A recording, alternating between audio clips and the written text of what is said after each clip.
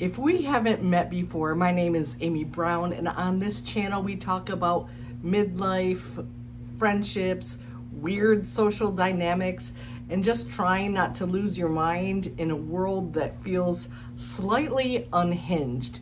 I would deeply appreciate it if you would go ahead and give this video a like, and if you find any value in this video, consider subscribing. It would mean a lot to me. Here's the thing. Research is very clear that friendships in midlife are not optional decoration. For women, strong friendships are directly tied to higher life satisfaction, better mental health, and overall well-being. But the surveys at the same time are finding that adults today, male and female, have fewer closer friends. They talk to the friends they have less often, and they report feeling lonelier than they did a generation ago. So if you're sitting there thinking, why does this feel so hard?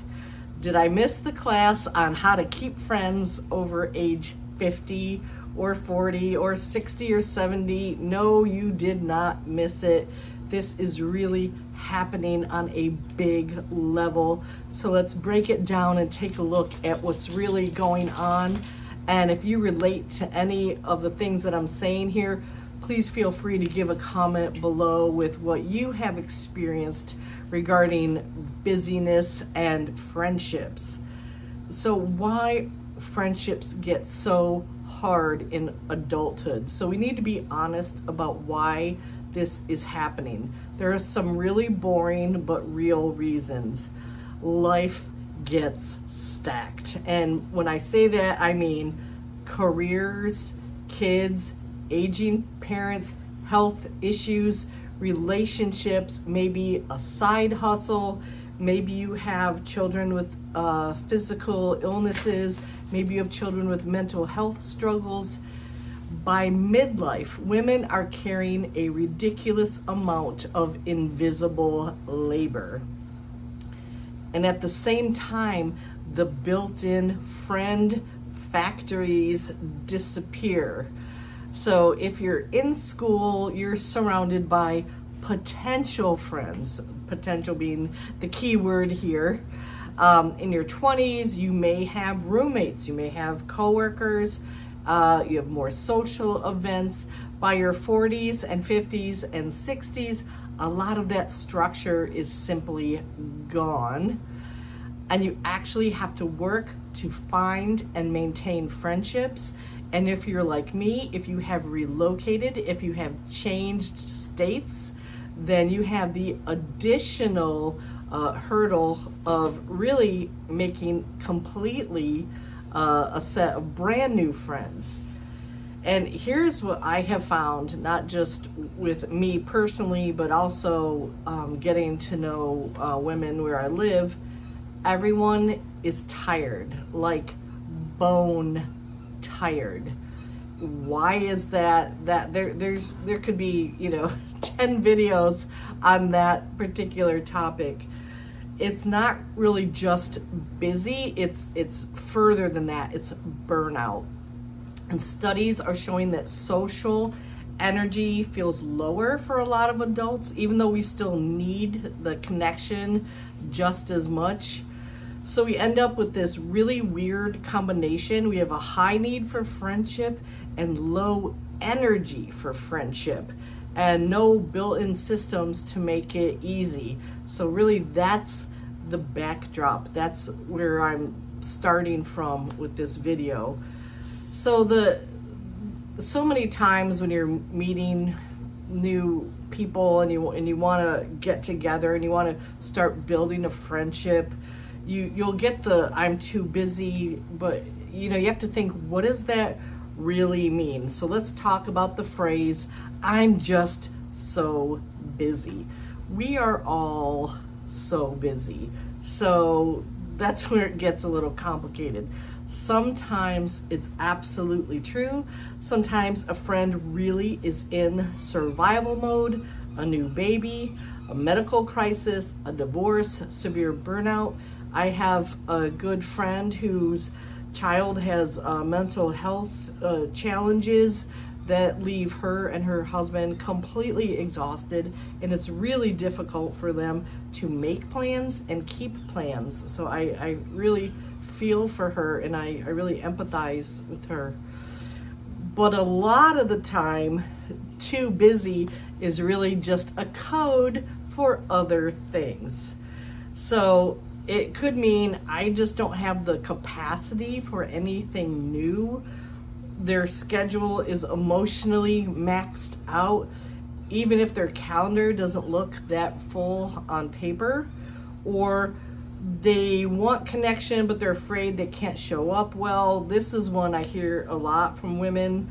They want to avoid starting something in case they'll disappoint you. For example, in a Bible study, a women's Bible study group I'm in, some women don't want to join because they can't make it every time, and they don't want to disappoint the other people, and I really get it. So that's definitely a challenge. But here's a harsh one. This one burns a little. This just isn't my priority. Ouch.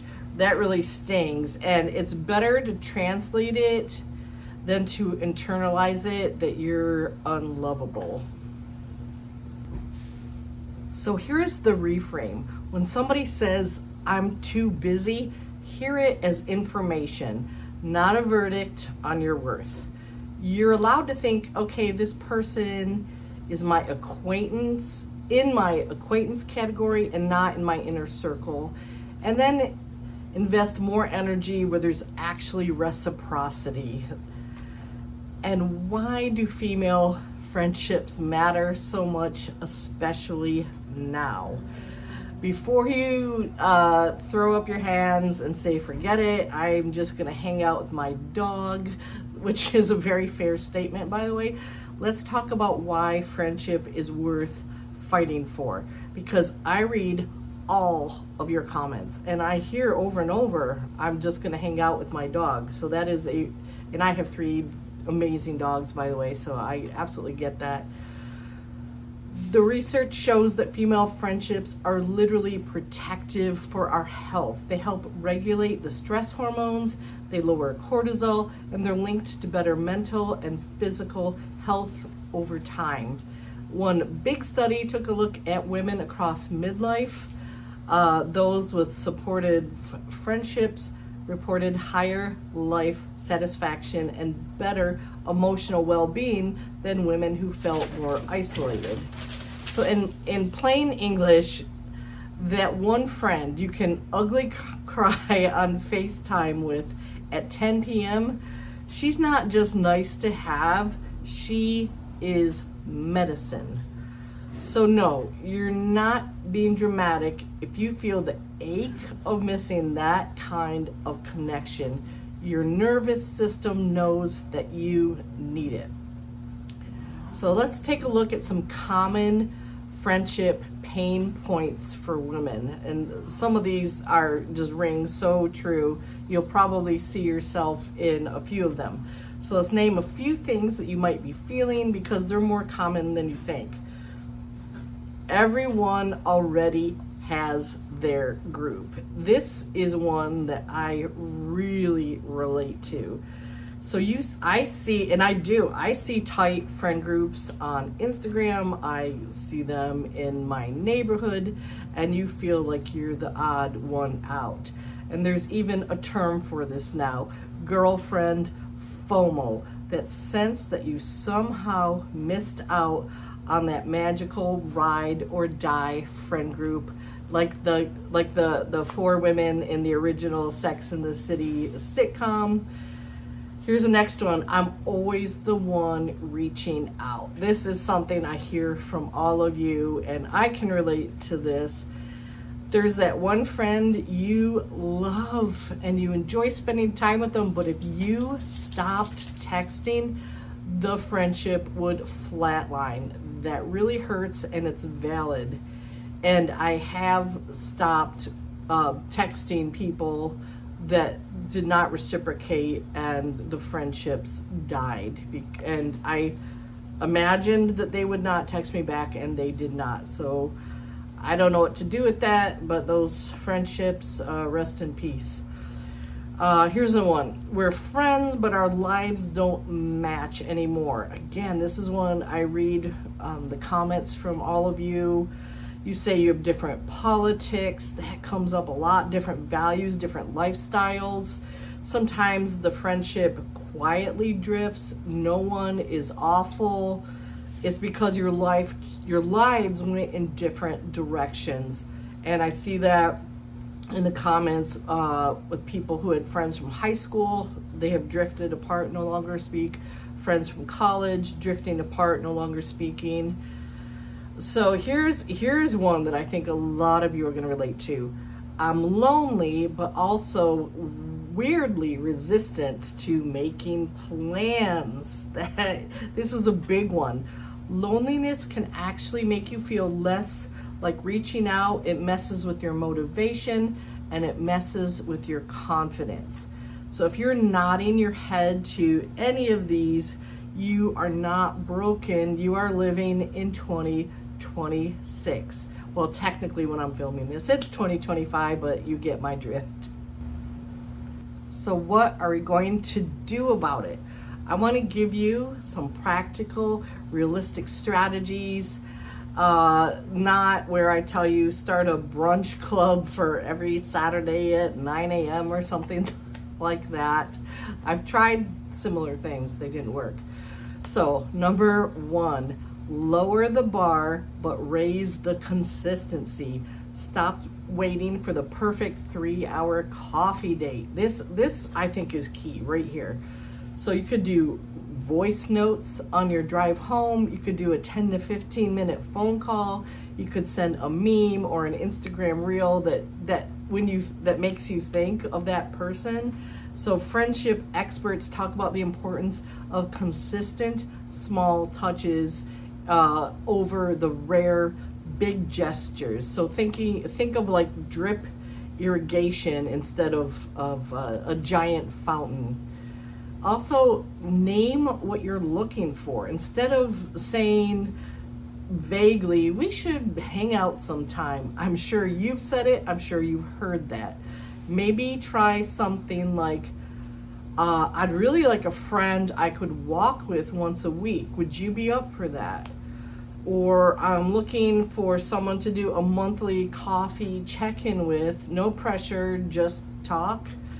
Or it's tough because it is vulnerable. You are putting yourself out there, but it also gives the other person something concrete to say yes or no to. Because when this vague, we should get together sometime, we should grab a coffee, sometime never happens. I know you know that. I know you live that. And here's a big one. Match the level of effort. Yes. If you're sending paragraph texts and you're getting one-word replies, that's data. You do not have to keep pouring energy into this lopsided situation. Give people the level of access and effort they show you that they can handle. This one is tough. I absolutely agree with that statement, but it's just hard because what if the majority of your relationships are like that and you stop and then there's nothing? So I don't have all the answers. Hopefully you do, and you'll put them in the comments below. But I'm not suggesting you ghost them, but you gently reposition them in your mental circles, like your inner circles. Maybe they're a casual friend, not in your inner circle. So use your real life as your friend finder, not another app. Start with your actual life. The women who you see at the gym, the mom that you chat with at pickup, the coworker you genuinely like. Although, watch my video on coworkers are not your friends. I've been burned badly on that one. So maybe, we'll put that maybe on that one. But you could say something as simple as, hey, I've always enjoyed talking to you. Maybe we should grab a coffee. I'd be up for that? How about you? That could be really awkward, but it could also be the start of a real friendship. Protect your friendship budget. Time and energy are like money. You can't spend both endlessly. So really ask yourself, who leaves me feeling more grounded, not more drained, and where do I feel seen and safe? Put your limited friendship budget there. You're allowed to stop trying to win over people who repeatedly show you they don't have time or interest. And that's tough. That's tough to hear and it's tough to know, but it's better to cut your losses and move on. And I've learned that certainly over my 55 years. So you really want to do a mindset shift. You're not too much and you're not too late. A lot of women carry this idea that if I don't have a strong friend group by this age, whatever that is, it must be my fault. I must be too much, too needy, too something. No. We're living through a time of major social upheaval. More digital life, more social media, more stress, more loneliness, fewer built-in friendship spaces, remote jobs. Wanting real friends in the middle of that, it's not needy, it's healthy. So you're not too late, you might just be early. One of the people who's willing to say, I want more than surface level interactions and likes on the screen. So think of one person in your life you would like to feel closer to. You could send a simple message, but instead of what we talked about earlier of we should get together soon, try something a little bit more specific. I'd love to meet for coffee or a walk sometime in the next 2 weeks, maybe 20 minutes. Any chance that's doable with your schedule? And down in the comments, let me know, are you in the friendship desert? Are you in a friendship drought? Are you in a friendship jungle? Do you have too many people? Do you have not enough depth? If this resonates with you, I would really appreciate if you would go ahead and give this video a thumbs up and consider subscribing so that this honest conversation about midlife will be pushed out to more humans in this weird world that we find ourselves in today. We may not be able to fix the entire culture, but we can build small, real pockets of connection. Thank you for watching. I really appreciate it.